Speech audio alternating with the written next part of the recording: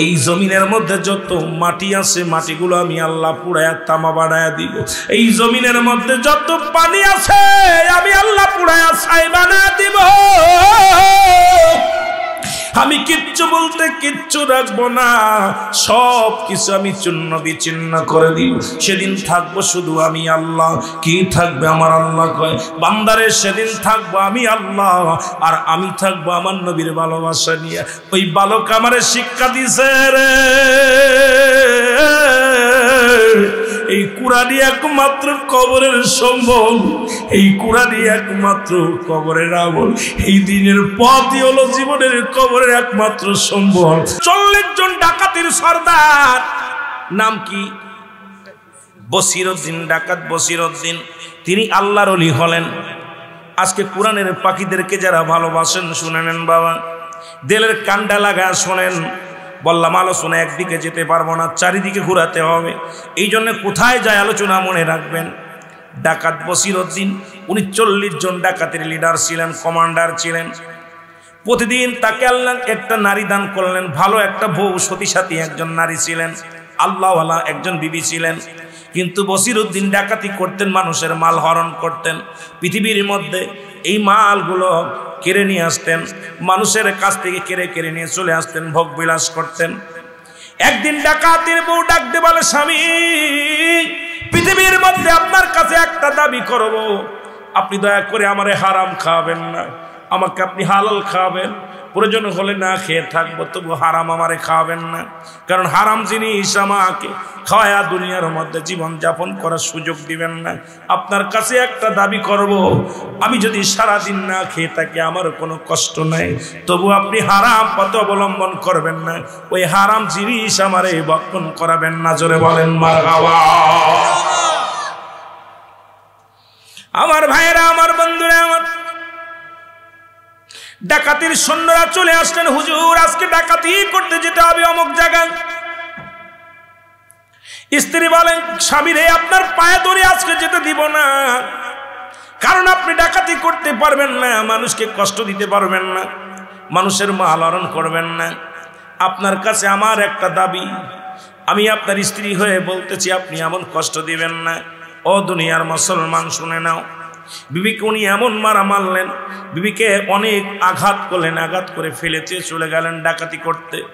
যাইতেছিলেন, মরুপ্রান্তরে যাইতেছিলেন, হঠাৎ দেখে একটা ছোট্ট বালক কান্দে বসে বসে, ওই জঙ্গলের মধ্যে বসে বসে কান্দে।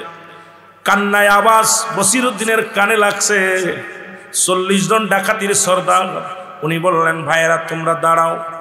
বলে কেন? আমার কেন যেন মন চায় আজকে আমি ওই কান্নার আওয়াজ একটা ভেসে আসছে আমার কানে। কে কান্না করে রে, আমি দেখে আসি, তোমরা দাঁড়াও। উনি চলে গেলেন, আস্তে আস্তে চলে গেলেন। যা দেখে একটা বালক বসে বসে কান্দে। তার মা নাই, তার বাবা নাই, বাবা মা দুজনই বিদায় হয়ে গেছে দুনিয়া থেকে, বড় এতিম।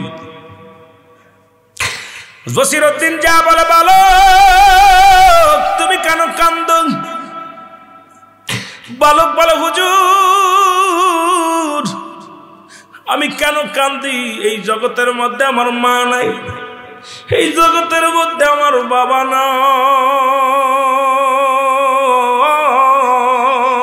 নাই, এই পৃথিবীর মধ্যে আমার মতো এতিম আর কেউ কি আছে? বলে, বালক রে তুমি কেন রাতের অন্ধকারে বসে বসে কান্দো? বলে, হুজুর ওই যে দেখতেছেন একটা মাদ্রাসা, ওই মাদ্রাসায় আমি লেখাপড়া করি, মাদ্রাসায় লেখাপড়া করি। হুজুর আমি সব ছেলেরা এখন 3টার সময় উঠে, হুজুর বললেন তাহাজ্জুদের নামাজ অনেকে পড়ে। বলে, হুজুর সবাই কোরআন পড়ে, সবক মুখস্থ করে, আমার হেরকেন তেল নাই, বাতি জ্বালানোর তেল নাই, এই কারণে আমি পড়তে পারি না। আমি আফসোস করে কান্দি, আমি সবক মুখস্থ করতে পারছি না, কোরআনের বিদ্যা অর্জন করতে পারছি না। এই কষ্টে পড়ে আমি চোখের পানি ছেড়ে কাঁদছি। আজকে যদি আমার মা থাকতো, বাবা থাকতো, আমার তেল কেনার কিছু পয়সা দিত, এটা দিয়ে আমি বাতি জ্বালাইয়া আমার আল্লাহর কোরআন মুখস্থ করতাম, সবক মুখস্থ করতাম। আমার বন্ধুগণ সবাই কোরআন পড়ে, আমি পড়তে পারি না। আমার অন্তরের ভিতরে বড় যন্ত্রণা, আজকে আমি কোরআন পড়তে পারছি না, এই কারণে আমার চোখের পানি আমি ধরে রাখতে পারি না। জোরে বলেন আল্লাহু আকবার। ডাকাত বসিরউদ্দিন বলে, বাবা দাঁড়াও, তোমার আমি ব্যবস্থা করে দিব, একটু দাঁড়াও। ডাকাত বসিরউদ্দিন চলে গেলেন, বাজারে চলে গেলেন, যা দোকানদারের কাছে যাইয়া ডাক দিলেন দোকানদারের। দোকানদার উঠলেন, উড়ে দেখে ডাকাত বসিরউদ্দিন। দোকানদার তো থরথর করে কাঁপে। ডাকাত বসিরউদ্দিন কয়, ডাকতে বলে, তুমি এত, এ ভাই তোমার এত কাঁপা লাগবে না। আপনি আমার চিনছেননি? কয় চিনছি। তুমি ডাকাত বসিরউদ্দিন? কয় তুমি গতকালকে যে বসিরে দেখেছিলে সেই বসির আজকে আমি নাই। আমি বসিরে, তুমি গতকালকে ডাকাতির সর্দার জানো, আজকে আমি ডাকাতি করতে আসি নাই, তুমি আমার এক জের তেল দাও। দেখে আমি ডাকাত বসিরউদ্দিন আর বসির নাই রে, আমি ওই পাগলের প্রেমে পড়ে গেছি।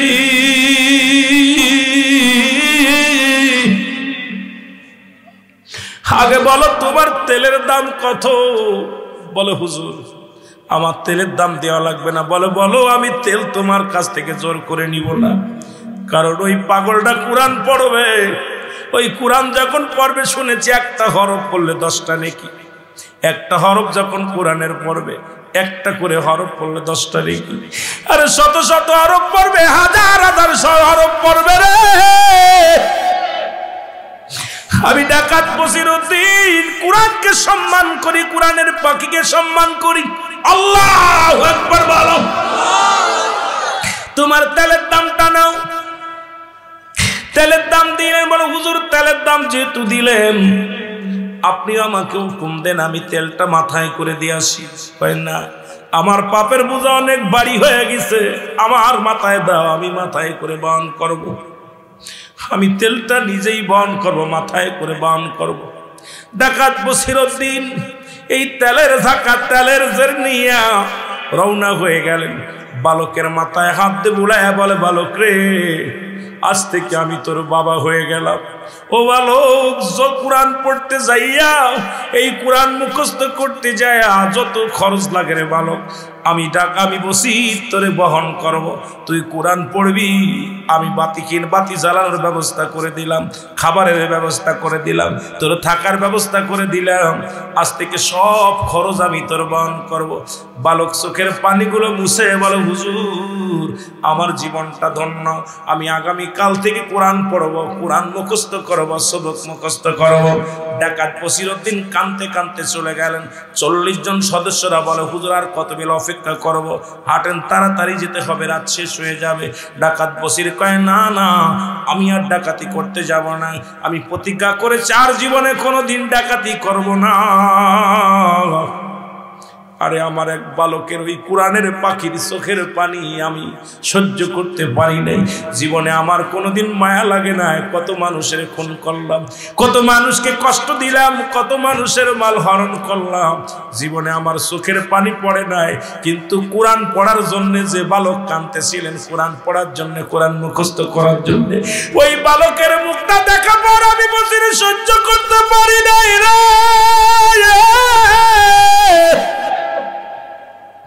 আমি বসির তওবা করেছি, জীবনে আর কোনোদিন ডাকাতি করব না। জোরে জোরে চিল্লা বলা যাবে না মারহাবা। ডাকাতের সদস্যরা বলে, হুজুর এখন আমরা কি বলবো? বলে তোমরাও ফিরে আসো, ফিরে আসো। উনি বাড়ি চলে গেলেন। বাড়ি যেয়ে দেখে বিবি চোখের পানি ছেড়ে কান্দে, আল্লাহ আমার স্বামী আমাকে আঘাত করেছে, আমি কষ্ট পাই নাই। আমার স্বামী আমাকে মারছে, আমি কষ্ট পাই নাই।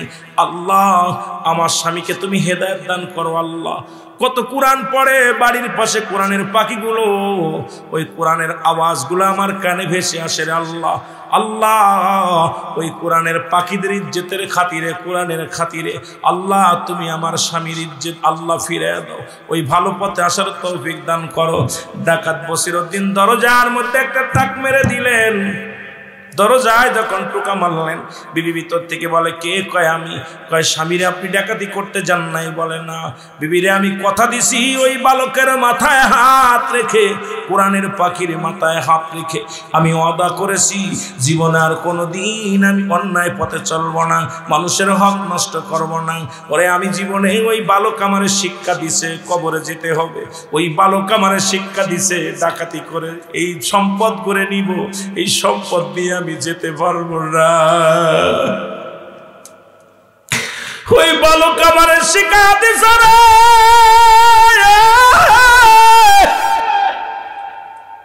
এই দুনিয়ার রং তামাশা করে টিকে থাকা যাবে না,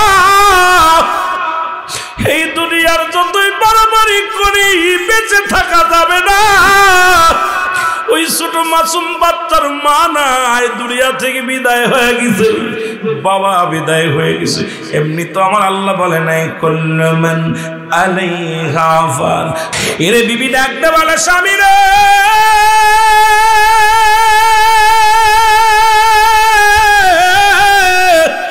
সারা জীবন তোমার জন্য দোয়া করলাম, সারা জীবন কত চোখের পানি ছেড়ে কাঁদলাম, আমার আল্লাহ আজকে কোরআনের পাখি দিয়া তোমার মনটা গলায়া দিছে রে। জোরে জোরে চিল্লা বলা যাবেন আল্লাহু আকবার। স্বামী রে, ও স্বামী,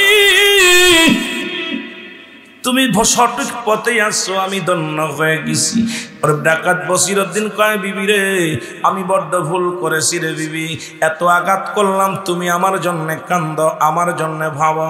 বিবি কয়, স্বামী রে আপনি আমার স্বামী, আপনি আমার সব, আপনার জন্য দোয়া করি, আমাকে আঘাত করলে আমি ব্যথা পাই না, কষ্ট পাই না, কিন্তু আপনি যখন অন্যায় পথে চলেন বড় কষ্ট লাগে। ওই কোরআনের পাখির ইজ্জতের খাতিরে আল্লাহ আপনাকে হিদায়াত দান করেছে, চলেন যায়, সকালবেলা যাবেন। সকাল হয়ে গেল, মুসলমান শুনে নাও, অমর মুসলমান কুতুবউদ্দিন বখতিয়ার কাকির দরবারে চলে গেলেন। তৎকালীন জামানায় বিখ্যাত একজন আল্লাহর ওলি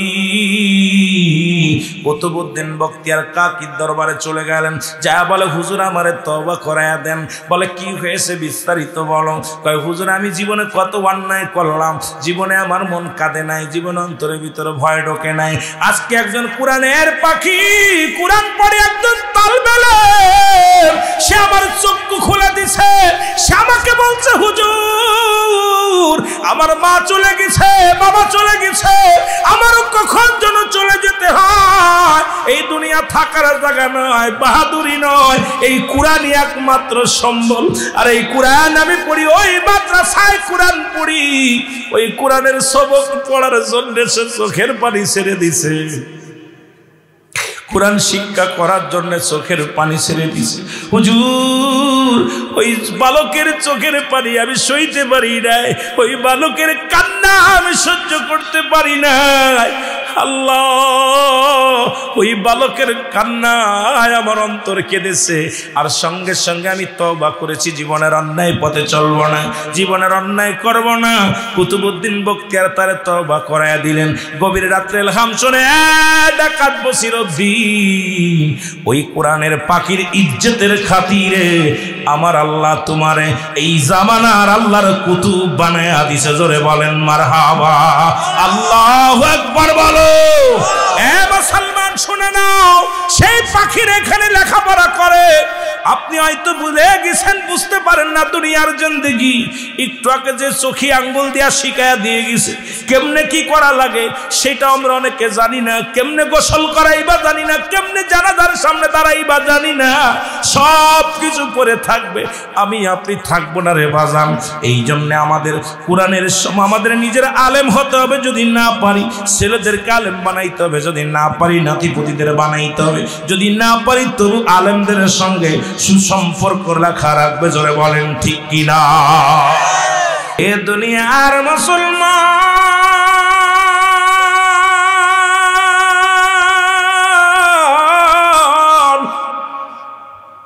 আমি বলতেছিলাম মানুষের মৃত্যু হয় দুইটা টাইমে গো, একটা হলো রাতের বেলা, একটা হলো দিনের বেলা। দিন শেষ করে শুরু করেছে আমার আল্লাহ নামাজ দিয়া, রাতও শুরু করেছে আমার আল্লাহ নামাজ দিয়া। দিনের শুরু হলো ফজরের বান্দা, এই কনকনে শীতের মধ্যে ঠান্ডা পানি দিয়ে উযু করিয়া বান্দারে তুমি ঘর থেকে বাইর হইয়া গেলা।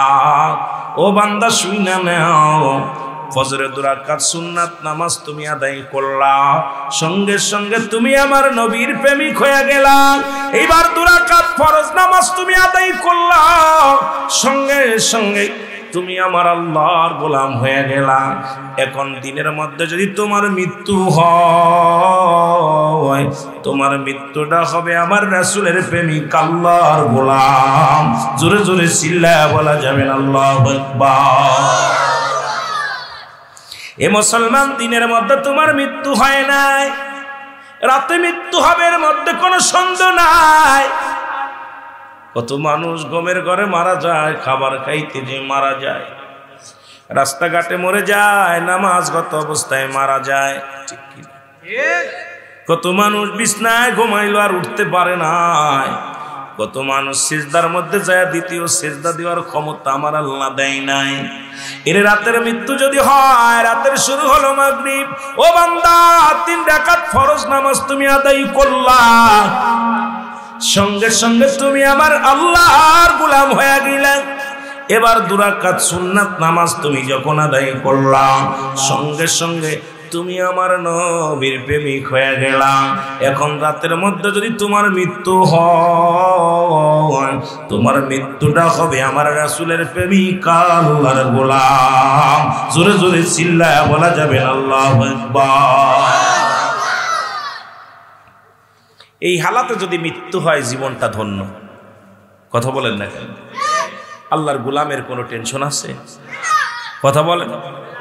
আল্লাহর যিনি গোলামি করতে পারলো, আল্লাহর দাসত্ব করতে পারলো, আমার আল্লাহর হুকুম মেনে যারা চলে গেল, রাসূলের সুন্নাত তরিকায় যাদের জীবন গড়ে চলে গেল, তাদের কি ভয় থাকতে পারে?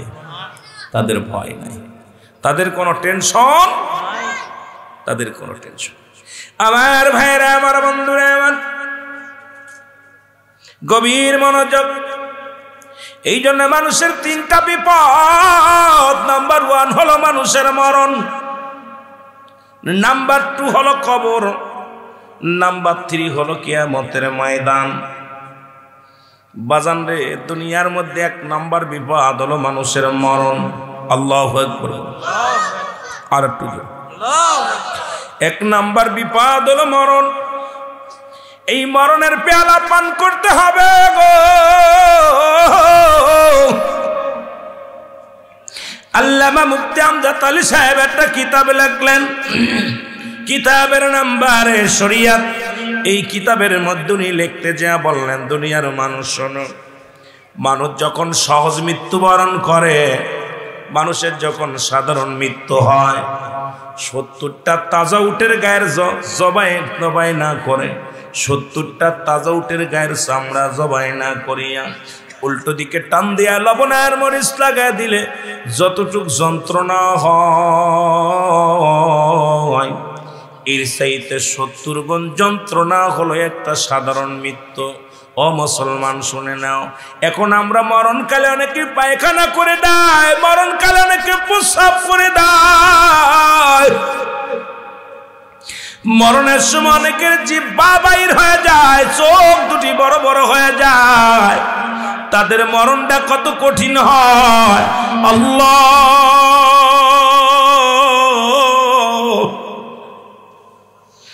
কত মানুষের জানাজা পড়াইলাম, কত মানুষের জানাজা পড়াইলাম, কত মানুষের কাফন পড়াইলাম, কত মানুষের দাফন করাইলাম। আল্লাহ, কোন দিন যেন আমার জানাজার জন্য মানুষ তৈরি হয়ে যাবে, আমার কাফনের জন্য লোকজন চলে আসবে, আমার কাফনের জন্য, আমার কবর খোঁড়ার জন্যে আল্লাহ এই দুনিয়ার মধ্যে আগমন করবে লোকজন। আল্লাহ, ওই মরণের আগে আমাদের ইমানটারে তুমি মজবুত বানিয়ে দিও। জোরে জোরে চিল্লায় বলা যাবে না আল্লাহু আকবার। বলতেছিলাম কি আইব না, কিয়ামত পর্যন্ত তওবার দরজা খোলা। আর এই তওবাকারী ও মুসলমান, আজকে কোন গোলামের জন্য মনটা বেজার, কোন গোলামের জন্য হৃদয়ের মধ্যে কান্না এসে গেছে। আর অন্তর যেন কান্দে, আল্লাহর ভয়ে কান্দে রে। মুসলমান শুনে দাও, একটা কথা বলে আমি আলোচনা শুরু করি রে দাদু ভাইরা। হাসান বসরি নাম শুনেছেন? আল্লাহু আকবার। পৃথিবীর মধ্যে হাসান বসরি জানেন, উনার দরবারে নারী পুরুষ দুজন বড় ভক্ত ছিল গো। শুনে নেন, এক মাতাল করে তওবা কবুল, এক মাতাল করে আল্লাহ জান্নাত দিল। আজকে ছেলেদের ইতিহাসটার মধ্যে আমার কথাগুলো মনে পড়ে গেল। আল্লাহ কখন কার দোয়া কবুল করবে বাজান রে। আলোচনা অনেক দিকে রয়েছে, আমি শুরু করবো আস্তে আস্তে, আমরা আলোচনার মধ্যে যাব। এই মাতাল কিছুদিন পরে তার বাবা মারা গেলেন, মা তাকে নিয়ে লালন পালন করতে লাগলেন। বড় আশা ছিল কোরআনের পাখি বানাবে, বড় আলেম হবে, মাদ্রাসায় লেখাপড়া করাবে, বিখ্যাত একজন আলেম হবে, বড় আশা করলেন মা জননী। ও মুসলমান, কিন্তু সন্তান এত দুষ্ট হয়ে গেলেন, বড় হয়ে নামাজ পড়ে না, রোজাও রাখে না, হজ করে না, যাকাত দেয় না, দুনিয়ার মধ্যে মাদক সেবন করে, খারাপ কাজ করে বেড়ায়। মা জননী প্রতিনিয়ত হাসান বসরির কাছে যে দোয়া চায়, হাসান বসরি গো, আল্লাহর ওলি গো, আমার সন্তানের জন্য দোয়া করেন। মায়েও দোয়া করে, হাসান বসরি দোয়া করে, কিন্তু সন্তান কোনো রকম ভালো হলো না, নষ্ট হয়ে গেল। নামাজ পড়ে না, শরীয়তের বিধান মানে না, এই দুনিয়ার মধ্যে মাদক সেবন, মাদক শিবকা হয়ে গেল। জোরে জোরে চিল্লায় বলা যাবে না আল্লাহু আকবার। আমার ভাইরা, আমার বন্ধুরা, আমার হঠাৎ একদিন মা জননী ডাক দিয়ে বলেন, খোকা শোন, এই দুনিয়া থেকে বিদায় নিয়ে চলে যেতে হবে গো। এই দুনিয়ার মধ্যে কেউ থাকবো না, থাকাও সম্ভব না। তওবা কর, ফিরে আয়, দিনের পথে ফিরে আয়। সন্তান বলে, মা তোমার কোনো কথা আমি রাখতাম না। এই মুসলমান এমন একটা মরণ ব্যাধি হলো, এই ব্যাধিতে পড়ে গেলেন। মা জননী অনেক কষ্ট করে চিকিৎসা করলেন, টাকা পয়সা খরচ করলেন, কিন্তু সন্তানের রোগ ভালো হলো না। হঠাৎ একদিন মা মাথার মধ্যে হাত বুলাইতেছে, সন্তান যুবক ঘুমাইতেছে। মা জননী ডাক দিয়ে বলে, আমার আল্লাহ, তুমি আমার সন্তানকে কবুল করে নাও, দিনের পথে কবুল করে নাও। হঠাৎ সন্তান ডাক দিয়ে বলে, মা আমি এমনই অসুস্থ, না যেতে পারবো হাসান বসরির কাছে, তুমি আমার জন্য দোয়া করো, আর হাসান বসরির কাছে যাও, সেজন্য আমার তওবা করায় দেয়, আমার জন্য আমার আল্লাহ মাফ করে দেন। হাসান বসরির কাছে চলে গেলেন মা জননী। লম্বা ইতিহাস বাবা শুনে লন। হাসান বসরির কাছে যে মা জননী নালিশ দিলেন, হুজুর আমার সন্তান তওবা করতে চায়, আপনি দয়া করে যদি আমার সন্তানকে তওবা করাইতেন তাহলে আমার জীবন ধন্য হতো। হাসান বসরি ডাকতে কয়, মা গো, তোমার ওই সন্তান যদি মারা যায় আমি জানাজায় যাব না। সন্তান যদি মারা যায় তাহলে আমি কি করব না? ওই সন্তানের মাটি দিব না, সন্তানের জন্য দোয়া করব না, তোমার সন্তানকে আমি তওবা করাতে পারবো না। তুমি বিদায় হয়ে যাও, আমার কদম থেকে বিদায় হয়ে যাও। মা জননী কাঁদতে কাঁদতে বাড়ি আসলেন। বাড়ি এসে দেখে সন্তান পড়ে আছে বিছনার মধ্যে। ডাকতে বলে, বাবারে তোর কপাল খারাপ, হাসান বসরিকে ডাকতে গেলাম, হাসান বসরি আসে নাই, তোকে তওবাও করাবে না, তুই মারা গেলেও তোর জানাজা পড়াবে না, তোর মারা গেলে তোর কবর করবে না, মাটি দিবে না। হাসান বসরি বড় কষ্ট পেয়েছে। সন্তান ডাকতে বলে, মা গো শুনে নাও, আমি দুনিয়া থেকে বিদায় লয়ে যাব গো মা। ও মা, তোমার কাছে একটা দাবি করে যায়, আমি যদি মারা যায় আমার এই লাশখানা কোনো গোরস্থানে রাখবে না গো মা। আমার এই লাশ যদি কোনো গোরস্থানে শোয়া দাও, ওই পাপিষ্ঠ বান্দার কারণে অন্য মানুষের কষ্ট হবে গো মা। তুমি আমার এই লাশখানা গলায় রশি দিয়া টানতে টানতে জঙ্গলের ভিতরে ফেলে দিবা গো মা, না হয় কোথাও কোনো বনের ভিতরে ফেলে দিবা। আমার লাশটা কুকুর শিয়ালে ছিঁড়ে খাবে গো মা। আমার এই লাশখানা গোরস্থানে রাখবা না, কারণ আমার কারণে গোরস্থান অন্য মানুষের কষ্ট হবে গো মা। মা জননী চোখের পানি ছেড়ে কাঁদতে লাগছে আল্লাহর দরবারে, আল্লাহ তুমি আমার সন্তানকে মাফ করে দাও, ক্ষমা করে দাও। আমার বাজানেরা শুনে নেন, এ মুসলমান, হঠাৎ করে সন্তান মারা গেল। সন্তান যখন মারা গেছে মায়ের চিৎকার মেরে কান্দে, মালিক আমার কলিজার টুকরো সন্তান মারা গেল গো, তওবা নসিব হলো না, কালেমা নসিব হলো না। আল্লাহ দুনিয়া থেকে বিদায় হয়ে গেল। আল্লাহ চোখের পানি ছেড়ে মা জননী কাঁদতে লাগলেন। হঠাৎ করে দরজার মধ্যে একটা আওয়াজ আসলেন। মা জননী ডাকতে বলে, কে? বলে, মা গো আমি হাসান বসরি। জোরে জোরে চিল্লায় বলেন মারহাবা। বলে, হুজুর আপনি আইছেন, আমার সন্তান আর বেঁচে নাই, আমার সন্তান চিরদিনের জন্য বিদায় হয়ে গেছে, আর কোনোদিন মা বলে ডাকবে না, আর কোনোদিন আমি আপনার বিরক্ত করব না, মা বলে আর আমার কলিজার টুকরা ডাকবে না, দুনিয়া থেকে বিদায় হয়ে গেছে। মা ডাক দেয়া পর মা বলতেছে, হুজুর আমার সন্তান আর দুনিয়ার মধ্যে নাই, বিদায় হয়ে গেছে। হাসান বসরি কয়, মা গো দরজাটা খুলে দাও, দরজাটা খুলে দাও, কারণ তুমি যখন তোমার সন্তান ভাগ্যবান, তোমার সন্তানের কপাল বালা, তোমাকে বিদায় করে দিয়া আমি জোহরের নামাজ পড়ে যখন আমি যাই নামাজের উপরে ডান হাতখানা মাথা তলে দিয়ে যখন শুইতেছিলাম, এলহামের মাধ্যমে আসলো, হাসান বসরি রে তুমি যে মাকে ফিরাইয়া দিছ, তুমি কি জানো না ওই মায়ের সন্তানের দোয়া, ওই মা যখন সন্তানের জন্য হাত উঠাইয়া দিছে, আমি আল্লাহ তাআলা ওই সন্তানের দোয়া আমি কবুল করে নিছি। জোরে জোরে বলো মারহাবা। হাসান বসরি রে যাও যাও, ওই সন্তানের তুমি জানাজা পড়াইবা, কাফন পড়াইবা, দাফন পড়াইবা, তুমি নিজ হাতে তাকে কবরে শুয়াইবা। তোর মাকে যায় বলো সন্তানের ফরিয়াদ আল্লাহ কবুল করে নিছে।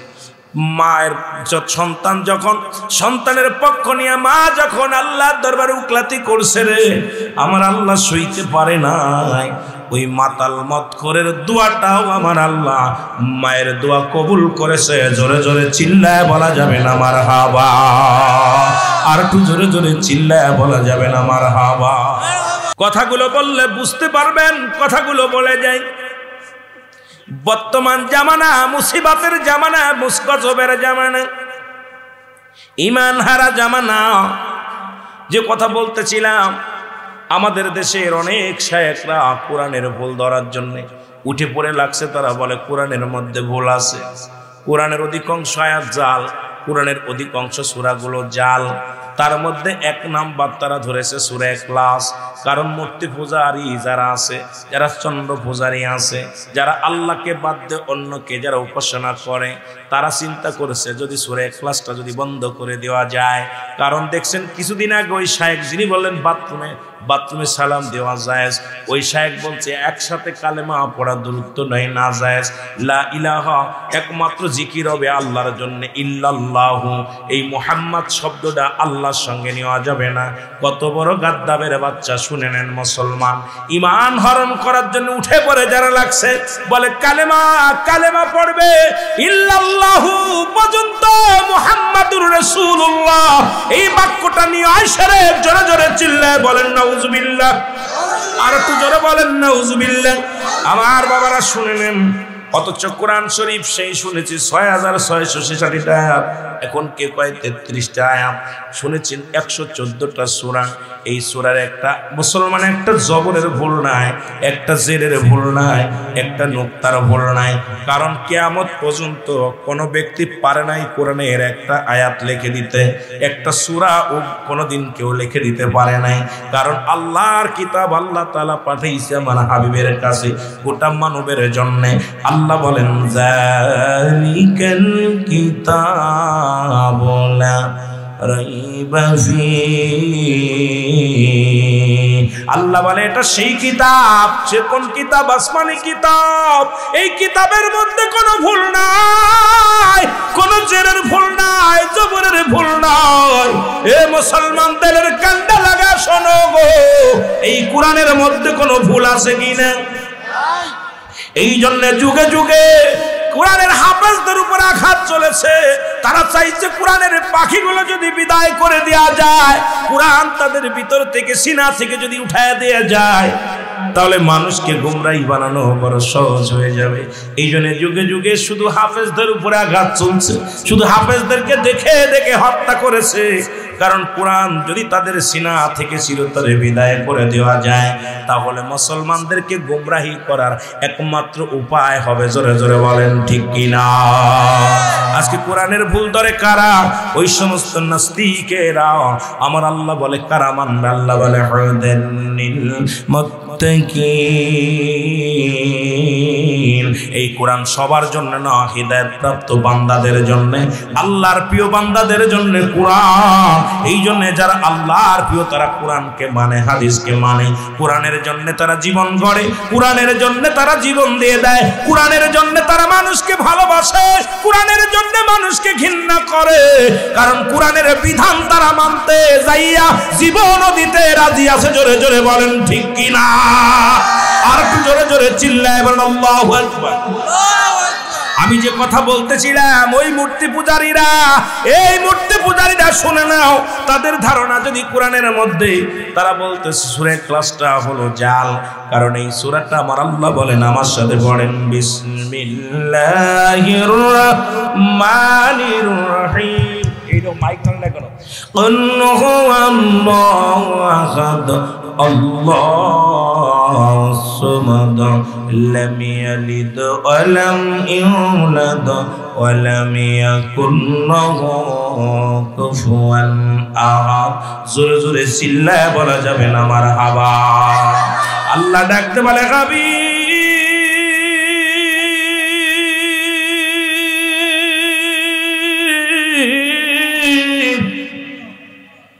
আপনি জানেন দিন আমি আল্লাহ এক, আমি আল্লাহ এক। আল্লাহ কি দুইজন না তিনজন? কয়জন? দুইজন না তিনজনও না, কাম সারছে। আমি তো একজনের কথা কই নাই, আমি কইছি তিনজন না দুইজন। মারহাবা। কয়জন? আল্লাহ কয় আমি আল্লাহ এক, আমার কোনো দ্বিতীয় নাই। পৃথিবীর মধ্যে কারো জন্ম দিই নাই, কারো থেকে জন্ম নিই নাই। যদি বলেন ঠিক কি না? আসমান জমিনের মধ্যে আমার সমতুল্য, আমার সমকক্ষ কেউ নাই। আসেনি? জোরে বলেন আসেনি? এ মুসলমান, এই জন্য স্রষ্টা তিনি, স্রষ্টার কোনো মৃত্যু নাই, সৃষ্টির মৃত্যু আছে। এই পৃথিবীর মধ্যে স্রষ্টা হলো, এই জন্য নবীজি ইন্তেকাল করেছেন। জোরে বলেন ঠিক কিনা? আরো জোরে জোরে বলেন ঠিক কিনা? আমার নবীজি দুনিয়া থেকে বিদায় হয়ে গেছেন। নবী বলছে উম্মতিরা রে, হায়াতি খায়রুল লাকুম ওয়াফাতি খায়রুল লাকুম। আমার ইন্তেকাল, আমার জীবন বিধানগুলো এই পৃথিবীর মধ্যে হায়াতি খায়রুল লাকুম। আমি নবী দুনিয়ার জিন্দেগির মধ্যে আগমন করলাম। এই দুনিয়ার মধ্যে আমার উম্মতের বড় কল্যাণ গো। এই দুনিয়ার মধ্যে আমি নবী দুনিয়ার মধ্যে আগমন করেছি। শরীয়ত, তরিকত, হাকিকত, মারেফাত সব জায়গায় আমার নবী। জোরে বলেন ঠিক কিনা? তুমি আলেম হও, যদি না পারলা তুমি ছেলেকে করো, ছেলে যদি না পারো নাতিপুতিরে করো আলেম। যদি তাও না পারো তবু আলেমদের সাথে সুসম্পর্ক রাখো। আজকে দেখলাম এই মাদ্রাসার সঙ্গে আমার ভাইয়েরা যারা সভাপতি, সেক্রেটারি, কয়েকটা আমার সাথে যাদের সাক্ষাৎ হয়েছে, যারা অঙ্গাঙ্গিভাবে জড়িত আছে, কোরআনের পাখিদেরকে ভালোবাসে। সুবহানাল্লাহ বলেন না? আর এই কোরআনটাকে ধূলিসাৎ করার জন্য উঠে পড়ে লাগছে সমাজ, উঠে পড়ে লাগছে। কার কোরআনকে, এই কোরআনটাকে ধরে রাখতে হবে। এখানে কোরআন যখন পড়ে তখন এলাকার মধ্যে এই যখন কোরআনের পাখিগুলো কবরের পাশ দেয়, কবরের আযাবগুলো আল্লাহ মাফ করে দেয়। জোরে বলেন সুবহানাল্লাহ। আর একটু জোরে বলেন, আর একটু জোরে বলেন। শুধু তাই নয়, আমি এদের আলোচনা করেই তো সময় শেষ করে ফেলেছি বাবা। বিশেষ করে কোরআনের পাখি একটা ঘটনা দেখলাম, একজন ছেলে তাকে তার জায়গিরি যিনি তার বাড়ি খেতেন তাকে জাহান্নামে নিয়ে গেছে, তাকে আগুনে পোড়াইতেছে। ছোট বালক শুধু পড়েছিল আলিফ বা তা সা, তুমি যখন কবরে মারা গেলে একবার মান রব্বুকা মান দিনুকা মান নাবিয়ুকা, তার ছেলেটা বলতো আলিফ বা তা সা, সুবহানাল্লাহ বলেন না, আলিফ বা তা। ফেরেশতা বলতেছে আল্লাহ কোন বিপদে পড়লাম, এরে জিগাই তোর রবকে, তোর দিনকে, তোর রাসূলকে, ওকে আলিফ বা তা সা। আমার আল্লাহ বলে হে ফেরেশতা ওরে হিসাব দিও না, ওরে ধরো না, কারণ ও মাদ্রাসায় যে এই সবে মাত্র 3টা হরফ পড়েছে আলিফ বা তা সা, এই 4টা হরফের বিনিময় আমি আল্লাহকে নাজাত দিয়ে দিলাম, জান্নাত দিয়ে দাও, জোরে বলেন সুবহানাল্লাহ। এখন ওই পাখিটা যার বাড়ি লজিন ছিল, ও মারা যাওয়ার পর ওনাকে জাহান্নামে নিয়ে গেছে। আর ওকে আমি বইটা দেখার পর আমি আশ্চর্য হয়ে গেছি। মরে যাওয়ার পর তখন ওকে জাহান্নামের ফেরেশতারা যখন জাহান্নামে নিয়ে গেছে, ওই পুরা ঘ্রাণ মানুষের দেহে যখন আগুন দিছে ওর নাকে লাগছে, ও ছটপট করা শুরু করছে। তুমি ছটপট করো কেন? ইব্রাহিম আলাইহিস সালাম ছোট বালকদের সঙ্গে খেলা করে, সুবহানাল্লাহ বলেন না। জান্নাতের ভিতরে ইব্রাহিম আলাইহিস সালাম বালকদের সাথে খেলা করবে, সুবহানাল্লাহ বলেন। যারা ছোটবেলা মারা যায়, ছোট্ট যারা পিচ্চি যারা মারা যায়, যারা নাবালিকা যারা মারা যায়, এদের সঙ্গে খেলাধুলা করবে হযরত ইব্রাহিম আলাইহিস সালাম, মারহাবা বলেন। ইব্রাহিম আলাইহিস সালাম বলতেছে কিরে তুই এত ছটপট করিস, কয় আমি একটা ঘ্রাণ পাইতেছি, আমার যার বাসায় থেকে আমি খানা খেয়ে আলিফ বা তা সা পড়েছিলাম, ওই সেই আমার ভাইরা, আমার বন্ধুরা, আমার ওই সেই পাগলটা জাহান্নামের ভিতরে পড়তেছে, আমি ওকে জাহান্নাম থেকে বাঁচাও, না হলে আমাকে জাহান্নামে দাও, জোরে বলেন সুবহানাল্লাহ, আরো জোরে বলেন। ওই 4 হরফের বিনিময় আল্লাহ তাকেও জান্নাত দিয়েছে, জোরে বলেন সুবহানাল্লাহ। তাহলে আমাদেরকে বুঝতে হবে দাদু ভাইরা, আমরা যে অনেকেই কোরআনের অনেকে বলে হুজুর ব্যবসা খুলে নিছে, কোরআন অনেকে চিন্তা করে মাদ্রাসা খুলে নিছে, ব্যবসা খুলে নিছে। এ ভাই আমার ওদিকে নিয়ত দরকার নেই, আমার নিয়ত হলো এখানে আমার সন্তান দিব, এখানে এই সন্তানগুলো লেখাপড়া করবে, আমার জানাজা পড়বে, আমার জন্য দোয়া করবে। রাসূল বলছেন তোমাদের যাদের পিতামাতা, তোমাদেরকে আমি এমন একটা আমল দিব, তোমাদের এমন একটা আমল শিখাই দিব, যে আমল করলে তোমরা কবুল হজের সওয়াব পাবা, জোরে বলেন সুবহানাল্লাহ। নবীজি বলার পর সাহাবীরা বলে হুজুর কি সে আমল? নবীজি বললেন তোমাদের যাদের পিতামাতা জিন্দা আছে, পিতামাতা যাদের জীবিত আছে, তারা আব্বা মাকে সালাম দিবা, আসসালামু আলাইকুম মা, আসসালামু আলাইকুম বাবা, তোমার আমল নামে একটা কবুল হজের সওয়াব লেখা হবে, জোরে বলেন সুবহানাল্লাহ। আর একটু জোরে বলেন না। সাহাবীরা অজান্নয়নে কাঁদতে লাগলেন। নবীজি বলে তোমরা কান্দো কেন? কয় হুজুর এইটা যদি আগে জানতাম, হুজুর আমরা তো আব্বা মা নাই, আব্বা মা মারা গেছে, দুনিয়া থেকে চলে গেছেন, এখন কিছুদিন আগে আমার আব্বা মারা গেছে, কিছুদিন আগে আমার মা মারা গেছে, হুজুর আমরা এই রহমত থেকে বঞ্চিত হয়ে গেছি। আমার আল্লাহ বলেন, আমার নবীজিও কাঁদতেছে যে আমার মতো এতিম তোমরা। নবীতেও যে একটা সহি পড়ছেন আলম ইয়াজিদকে এতিমান ফা, আল্লাহ বলে হাবিব আপনার আমি এমন এতিম বানাইলাম। নবীর আব্বার মায়ের পেটে যখন মায়ের পেটে যখন মাত্র 6 মাস, তখন নবীজির আব্বাজান দুনিয়া থেকে বিদায় হয়ে যায়। নবীজি যখন দুনিয়ার মধ্যে 6 বছর বয়স, তার মা বিদায় হয়ে যায়। 6 বছর 6 মাস যখন নবীজির দাদা আব্দুল মুতালিব বিদায় হয়ে যায়, জোরে বলেন ঠিক কিনা? এত বড় এতিম। নবীজি বলতেছে আমার মতো এতিম তোমরা? আমি তো আমার আব্বা নাই মা নাই। জিবরিল আমিনকে আল্লাহ পাঠায় দেয়, হাবিব আমার হাবিবের কাছে যাও, যাদের আব্বা নাই মা নাই তাদের জন্য আমি দোয়া শিখিয়ে দিলাম, তারা যেন এইভাবে দোয়া করে। কোনভাবে? এইভাবে দোয়া, রব্বির গামহুমা কামা,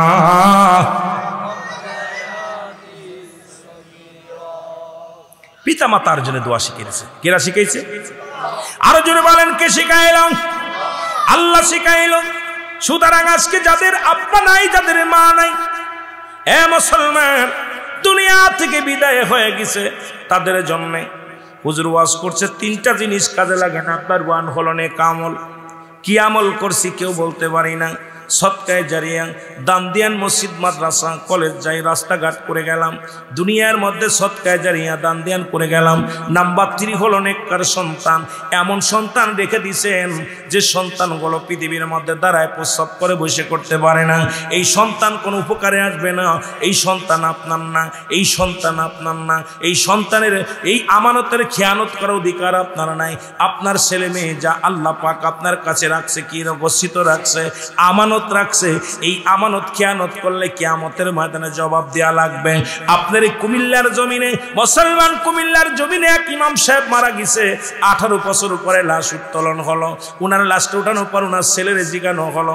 উনার ছেলে বললেন, আমি কি বলবো শোনেন, আমার আব্বা যান একদিনের ঘটনা, আমি জোহরের নামাজটা আদায় করি নাই, খানা খাইতে বসেছি, আমার আব্বা যান সামনে থেকে প্লেটটা টান দিয়ে নিয়ে গেছে। আমার আব্বা নামাজ না পড়লে খাবার বন্ধ ছিল আমাদের।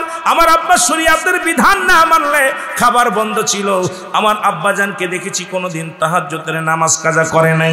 আমরা 5টা ভাই বোন, আমরাও জীবনে নামাজ কাজা করি নাই। আমরা কোরআনের পাখি, 2টা ভাই কোরআনের হাফেজ, আমার 2টা বোন, তাদেরকে আমি কোরআন শিক্ষা দিছি। মুসলমান একটা বোন মারা গেছে, আমরা 2 ভাই বেঁচে আছি, 2 বোন দুনিয়ার মধ্যে বেঁচে আছে। 5টা ভাই বোন, আরেকজন ছিল কোরআনের হাফেজ। কিন্তু আমার আব্বাজান কোনোদিন আমাদের খেয়ানত করে যান নাই, আমানতের খেয়ানত করেন নাই। আমার আব্বাজান 5টা ভাই বোনকেই লালন পালন করেছে, কোরআন হাদিস শিক্ষা দিছে। বাবারে শুনে নাও, 18 বছর পরে লাশ উত্তোলন হলো, তার গায়ের কাপড়ের কাপড় পচে নাই, তার গায়ের মধ্যে একটু আঘাত লাগছে, তাজা রক্ত বাইর হয়ে গেছে। প্রমাণ বেশি দূরে না, আপনাদের কুমিল্লার জমিনে। সুতরাং আমরা যদি এমন জীবন গড়ে থুয়ে যাব, যে জীবনের সন্তানাদি কবরে বসে বসে কবরের পাশে দাঁড়ায় দাঁড়ায় কাঁদবে, আমরা এমন জীবন করব, আমরাও কিছু নিয়ে যাব, সন্তানদেরও কিছু দিয়ে যাব, যেটা আমার আপনার কবরে কাজে লাগবে। এই দুনিয়ার সম্পদ কাজে লাগবে না রে মুসলমান। এই দুনিয়ার সম্পদ খাবে লোকে, আপনার দেহ খাবে পকে। জোরে বলেন ঠিক কিনা? যাব সব ভুলে অগণর বিজি দিও দেখাবি পাদের কালে, আমার পাদের কালে। আল্লাহ আল্লাহ আমায় একদিন লইয়া যাবে আজরা, হইলে সে রাসূল থাকি অপাশে, আমার মরণের কালে।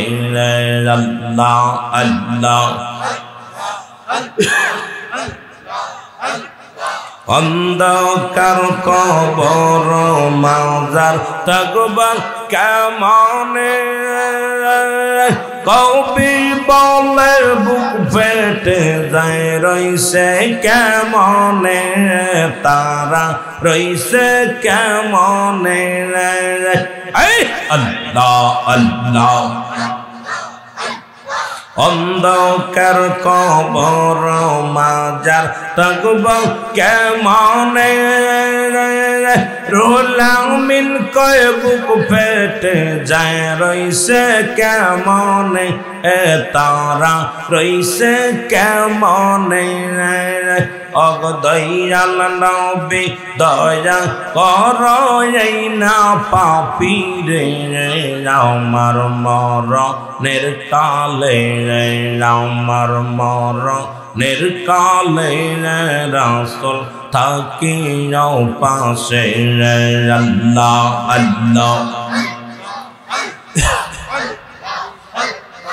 একদিন আমি চলে যাব দুনিয়া সে রে, রাসূল থাকি পাশে, আমার মরণের কালে।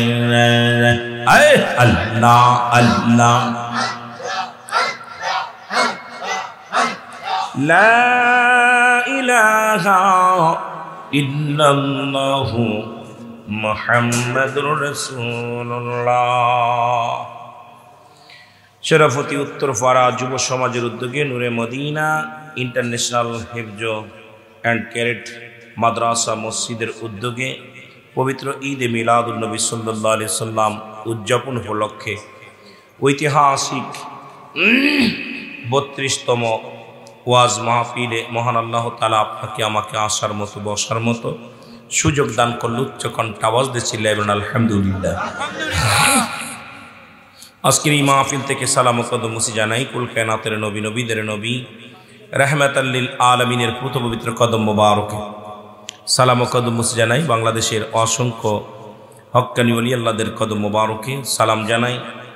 আজকের মাহফিলের সম্মানিত সভাপতি সাহেব আলহাজ জনাব মোহাম্মদ জাহাঙ্গীর আলম সাহেব, বিশিষ্ট দানবীর এবং বিশিষ্ট ব্যবসায়ী সভাপতি, আজকের এই অত্র বাজারে এই অত্র এলাকার ব্যবসা করেন। আজকের মাহফিলের সম্মানিত সহসভাপতি জনাব মোহাম্মদ ওয়াহেদ আলী সাহেব, আজকের মাহফিলের প্রধান অতিথি জনাব মোহাম্মদ মাজারুল ইসলাম মিটু সাহেব, চেয়ারম্যান 1 নং আগনগড় ইউনিয়ন পরিষদ। আজকের মাহফিলের সম্মানিত বিশেষ অতিথি হিসেবে অনেকে আছেন, প্রত্যেকের জানায় সালাম জানায় আমন্ত্রিত অতিথিবৃন্দ, আমন্ত্রিত মেহমান, খাস করে আজকের মাহফিলের যে সমস্ত উলামা ইকরাম আছেন সমস্ত উলামা ইকরামদেরকে সালাম জানাই সামনের পৃষ্ঠ আশিকান জাকিরান দরকুরান মুসলমান ভাই বন্ধুগণ, পর্দারের মা বোনেরা, সকলকে আবার সালাম জানাই। আসসালামু আলাইকুম ওয়া রাহমাতুল্লাহি ওয়া বারাকাতুহু। আপনারা ভালো আছেন? আবহাওয়াটা আপনাদের অনুকূলে আছে। যে শীতের মাত্রা ছিল, প্রোগ্রামে বসার মতো পরিবেশ ছিল না। আজ এবং গতকালকে দেখলাম মোটামুটি আবহাওয়াটা অনেক সুন্দর, না গরম না শীত, মিষ্টি মিষ্টি শীত পড়তেছে, অনেক সুন্দর পরিবেশ। আজকের এই মাদ্রাসাটা হলো আমার রাসূলুল্লাহর ঘর, জেনে বলেন মারহাবা। দুইটা জিনিস আছে, মসজিদ হলো আল্লাহর ঘর, মাদ্রাসা হলো আমার রাসূলের ঘর। মসজিদ কার ঘর? আর মাদ্রাসা নবীর ঘর। মারহাবা বলেন না? এরপরে আজকে রিয়াজুল জান্নাহ বেহেশতের বাগান, এই জান্নাতের বাগানে আপনারা বসেছেন, আর উদযাপন হলো ঈদ মিলাদুন নবী সাল্লাল্লাহু আলাইহি ওয়াসাল্লাম। ঠিক ঈদের মতোই একটা অনুষ্ঠান হলো আজকে, যে জানাজা অনুষ্ঠিত হলো। আপনার কি লাগছে জানি না, তবে আমার ভিতরে অনেক আনন্দ লাগছে। আনন্দ লাগছে না আপনাদের? আনন্দ লাগছে। গাছ লাগায় গাছ ফল খাওয়া উত্তম। গাছ লাগায় যে ফল খাইলে যে মজা লাগে, এটা কিনা খাইলে, যদিও টাকা থাকে, কিনা খাইলে এত মজা লাগে না। যেরকম ঠিক কিনা? ছোট ছোট মাসুম বাচ্চাগুলো, মাদ্রাসার পাখিগুলো, যে তাদেরকে কোরআন হাদিস সম্পর্কে জ্ঞান এবং মাসলা মাসাইল এবং অনেক বিষয়ের উপরে জ্ঞান আল্লাহ অর্জন করতে পেরেছে। যারা যেটুকু জ্ঞান অর্জন করছে, ছোট্ট মানুষ হিসেবে তাদেরকে আল্লাহর দরবারে শুকরিয়া আদায় করে আল্লাহ তাদের হায়াতের মধ্যে বরকত দান করুক। সকল বলুন আমিন। আজকের এই মাহফিলটাও এলাকাবাসীর জন্যে, এই সরাপতির জমিনটা, আমি মনে করি এই জমিনটা ধন্য। রিয়াজুল জান্নাহ বেহেশতের বাগান, এই বাগানে ভাগ্য ভালো, আমরা বসতে পেরেছি। জান্নাতের বাগান, এই মাদ্রাসায় যাদের সন্তান দিয়েছে এবং যারা দিওয়ান নিয়ত করেছেন। আমি একটা মাদ্রাসা করেছি, যেটা মা আমেনা সিদ্দিকিয়া মডেল মাদ্রাসা। এরকম প্রতিটা জায়গায় যদি মাদ্রাসা হয়, আমাদের সন্তান যদি মাদ্রাসার প্রতি, কিন্তু কোরআনের প্রতি যেভাবে আঘাত আসতেছে, ইসলামের প্রতি যে আঘাত আসতেছে, এটাকে টিকিয়ে রাখার জন্য মাদ্রাসার বিকল্প নেই। জোরে বলেন ঠিক কিনা? কোরআনের বিকল্প নেই। আপনারা শুনলে অবাক হয়ে যাবেন, আমাদের দেশে অনেক শায়েখ, তারা বড় বড় ডিগ্রি নিয়ে কোরআনের ভুল ধরার জন্য পাগল হয়ে গেছে। বড় বড় ডিগ্রি, অন্য দেশের মানুষ, বেধর্মীরা, অমুসলিমেরা কোরআনকে রেসার্চ করে, কালেমাকে রেসার্চ করে তারা মুসলমান হয়ে গেছে। আর আমার দেশের মুসলমানগুলো, কিছু নামদারি শায়েখরা, তারা কোরআনের ভুল ধরতেছে। কোরআনের ভিতরে অধিকাংশ আয়াত জাল, অধিকাংশ সূরা জাল। জোরে জোরে চিল্লায় বলে নাউজুবিল্লাহ। আবার বলে বাথরুমে বসে সালাম দেওয়া জায়েজ। কথা বোঝেননি? বাথরুমে বসে সালাম দেওয়া জায়েজ, নেওয়াও জায়েজ। নাউজুবিল্লাহ বলেন না? কষ্ট পাচ্ছেন আপনারা? ফতোয়া এমনভাবে শুরু হয়ে গেছে। এই জন্য আমি আপনাদেরকে বলবো যে আপনাদের সন্তান আদি এই জ্ঞান অর্জনের জন্য দিতে হবে। নয়তো এই যে দোয়া হলো, জানাজার নামাজের পরে অনেক জায়গায় দোয়া নাই, কিন্তু একাধিক হাদিস রয়েছে এই দোয়া সম্পর্কে, কিন্তু ওরা বলবে নাই, ওরা করে গেল, আর বাকিগুলো করবে না। এইটা নিয়ে ঝামেলার মধ্যে, যদি ঝামেলা থেকে বাঁচতে হয়, আমাদের তো এখন বয়স শেষ, এখন তো মন চাইলেও আর এগুলো শিক্ষা অর্জন করতে পারবো না। আমাদের নাতি আছে, ছেলে আছে, এগুলো আমাদেরকে ভালো ভালো প্রতিষ্ঠানে দিয়ে আমাদেরকে কোরআনের জ্ঞান শিক্ষা দেওয়ার দরকার আছে কি নাই? একটু মহব্বতের সঙ্গে দুরূদ শরীফ পড়েন। আল্লাহুম্মা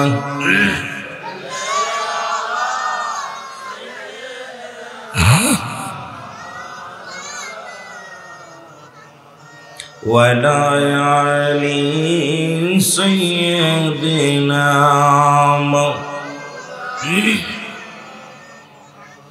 এ মুসলমান, গভীর মনোযোগ।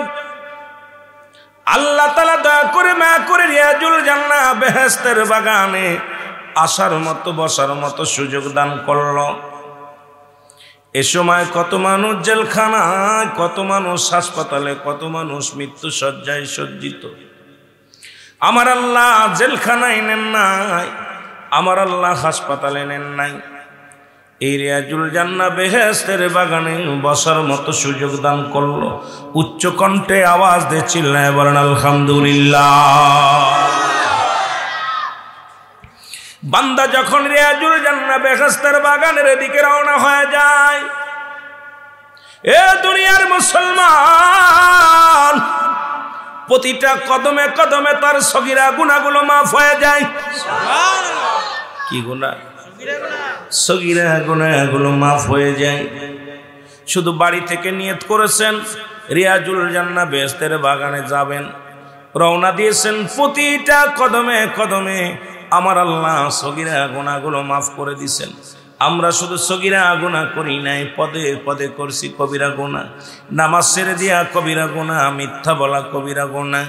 মুসলমান শুনে না, বেগানা মহিলার সঙ্গে দেখা দিয়া কবিরা গুনাহ, বেগানা পুরুষের সঙ্গে দেখা দিয়া কবিরা গুনাহ। হাজার প্রকার গুনাহ করেছেন। এই গুনাহ থেকে যদি মাফ করাইতে চান, আল্লামা কুতুবী রাহমাতুল্লাহ বয়ান করে দুনিয়ার মানুষ শোনা নাও, পৃথিবীর মধ্যে যদি রিয়াজুল জান্নাহ বেহেশতের বাগানের সংবাদ শুনতে পাও, ওই বাগানখানে আঁকড়ে ধরে খাস তওবা করবা। আল্লাহ দরবারে চোখের পানি ছেড়ে যদি কোনো বান্দা কান্দে, কারণ তওবার দরজা কিয়ামত পর্যন্ত খোলা। কিয়ামত পর্যন্ত কোনো নবী আইতো না, কিয়ামত পর্যন্ত তওবার দরজা খোলা আছে। জাহান্নামের ভয়, কবরের ভয় যে বান্দা চোখের পানি ছেড়ে আল্লাহর দরবারে কান্দে, আমার আল্লাহ দরিয়া দরিয়া গুনাহগুলো মাফ করে দেয়। জোরে বলেন মারহাবা। তওবার দরজা কিয়ামত পর্যন্ত খোলা থাকবে, নবীদের দরজা বন্ধ হয়ে গেছে। তাহলে আজকে একটা জান্নাতের বাগানে বসলাম, জাহান্নাম থেকে বাঁচার একটা উপায় পাইলাম, ঠিক কি না? গুনাহ থেকে মাপের একটা উপায় পাইলাম। এ বান্দা, পৃথিবীর মধ্যে আসার একটা সিরিয়াল আছে, যার কোনো সিরিয়াল নাই। আসেন না? কথা বলেন আছে কি না? দেখা যায় সন্তানের লাশ বাবার কাঁধে, বাবার লাশ সন্তানের কাঁধে। যে সন্তান তার বাবার লাশ কাঁধে নিচে, সেই সন্তান জানে এই পৃথিবীর মধ্যে তার বাবার লাশটা কত ভারী। যে বাবা তার সন্তানের লাশ কাঁধে নিচে, সেই বাবা জানে সন্তানের লাশ কত ভারী। এই পৃথিবীর মধ্যে আসার সিরিয়াল আছে, যার কোনো সিরিয়াল নাই। মানুষের মৃত্যু হয় দুইটা টাইমে, একটা হলো রাতের বেলা, একটা হলো দিনের বেলা। দিন শুরু করেছেন আপনি, দিন শেষ করেছেন, মৃত্যুবরণ করেন নাই।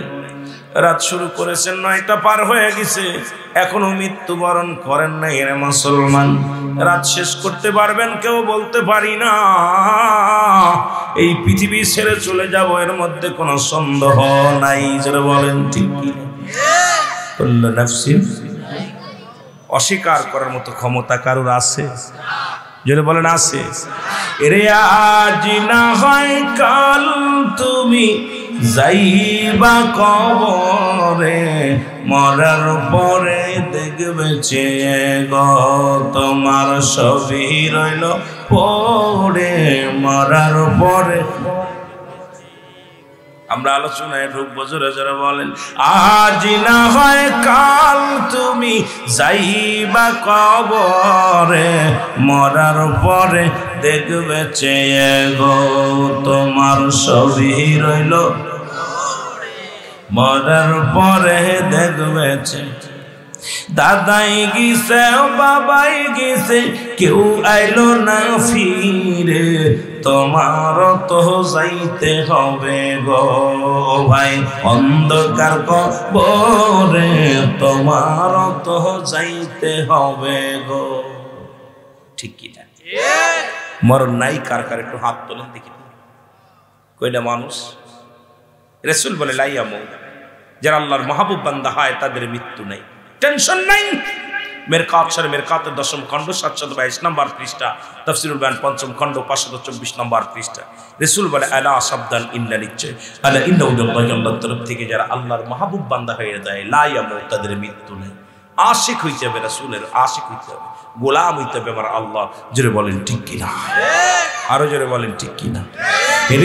আজ না হয় কাল তুমি যাইবা কবরে, মরার পরে দেখবে চেয়ে গো তোমার সবই রইল, মরার পরে দেখবে চেয়ে গো তোমার সবই রইল। মরার পরে দেখবে যে এরে দাদাই গিল বাবাই গিল কেউ আইলো না ফিরে কোনদিন জন যাইতে হবে গো ভাই তোমার তো যাইতে হবে গো ভাই অন্ধকার কবরে তোমার তো যাইতে হবে।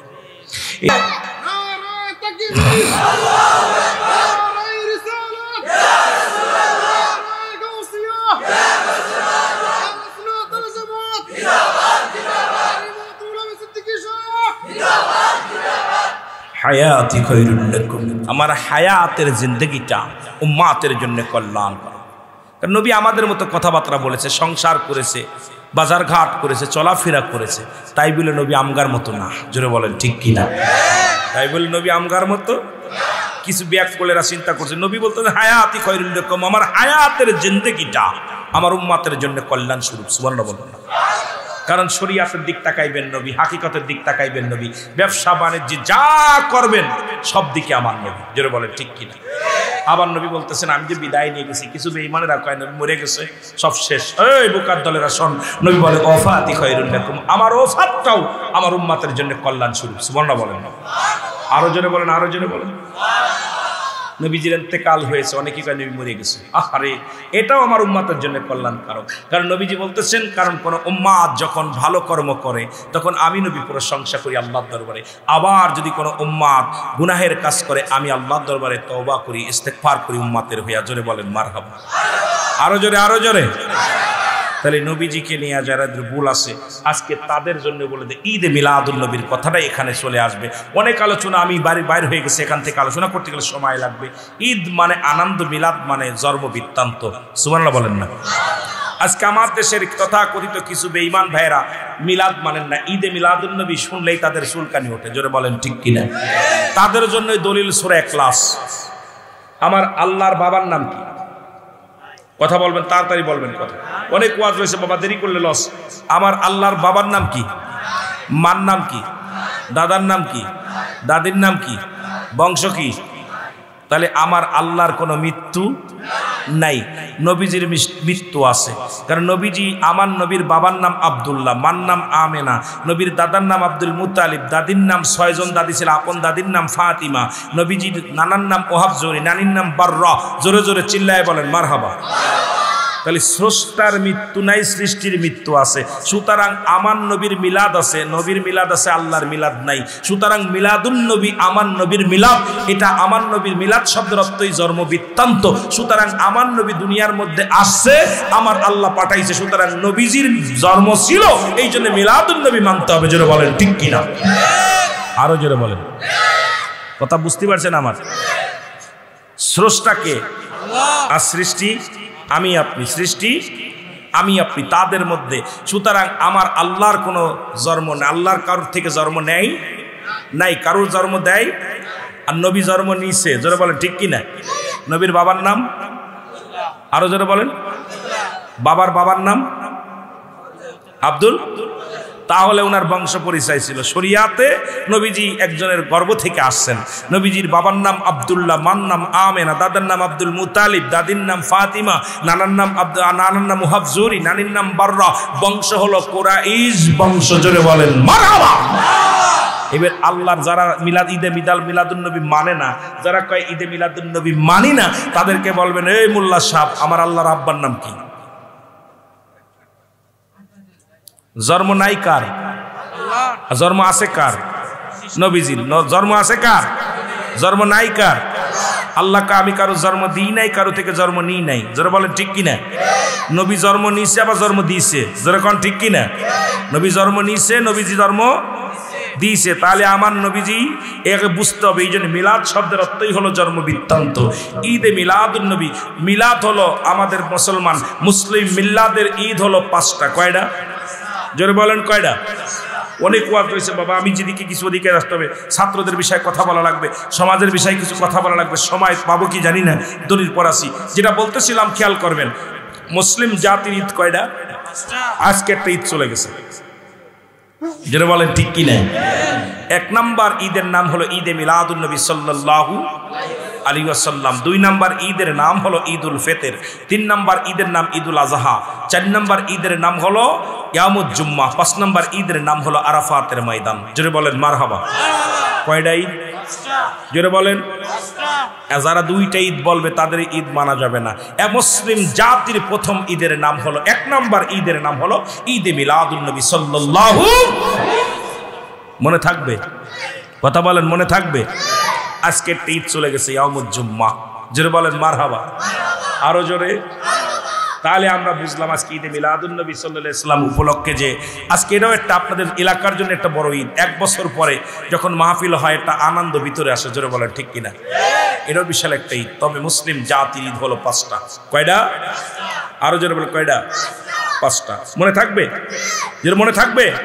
যারা নবীর মিলাদ মানে না একবার বলবেন হুজুর আপনি সূরা ইখলাসটা তাফসীর করেন, কারণ আল্লাহর জন্ম নাই, নবীর জন্ম আছেন। আল্লাহ জন্ম দেয় নাই, নবীর জন্ম দিছে। এখন আপনি বলেন আল্লাহর মৃত্যু আল্লাহ এক, আমার নবীজির আব্বা মা সব ছিল, বংশ পরিচয় ছিল। সুতরাং পৃথিবীর মধ্যে কথা বললে, নবীকে নিয়ে কথা বললে হিসাব করে কথা বলবেন। জোরে বলেন ঠিক কিনা? একটু মহব্বতে দুরূদ শরীফ পড়েন। আল্লাহুম্মা